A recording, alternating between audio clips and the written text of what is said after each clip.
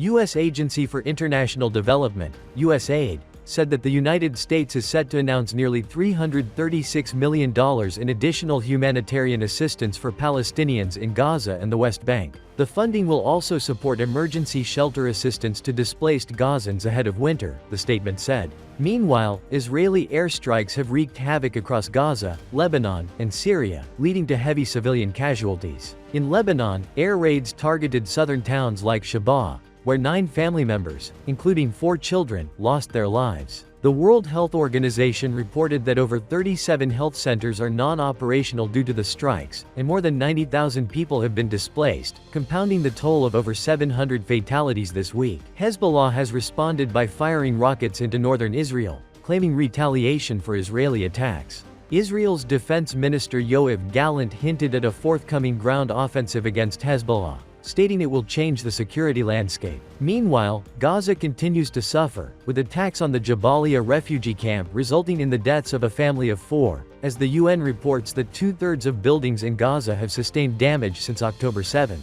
At least 28 people killed in the last 24 hours. Meanwhile, at least 41,615 people have been killed and 96,359 injured in Gaza since October 7 last year.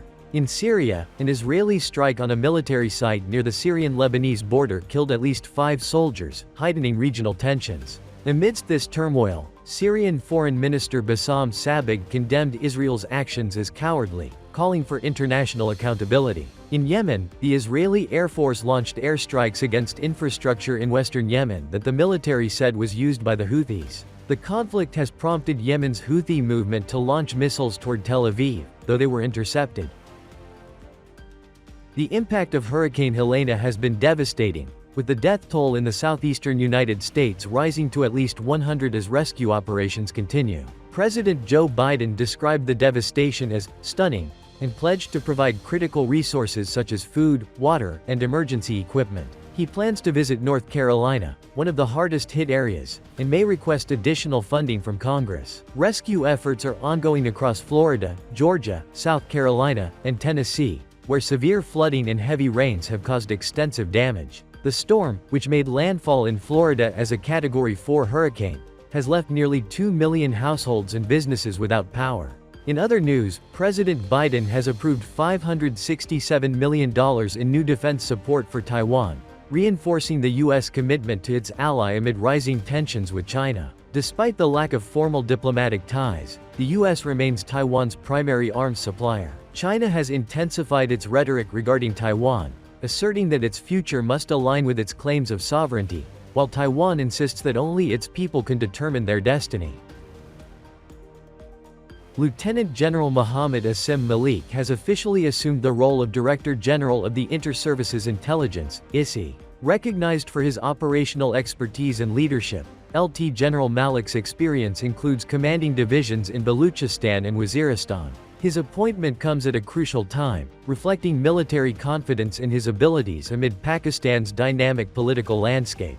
In other news, the federal government has announced a reduction in petroleum prices effective October 1, with petrol dropping by 2 rupees and 7 paise and diesel by 3 rupees and 40 paise.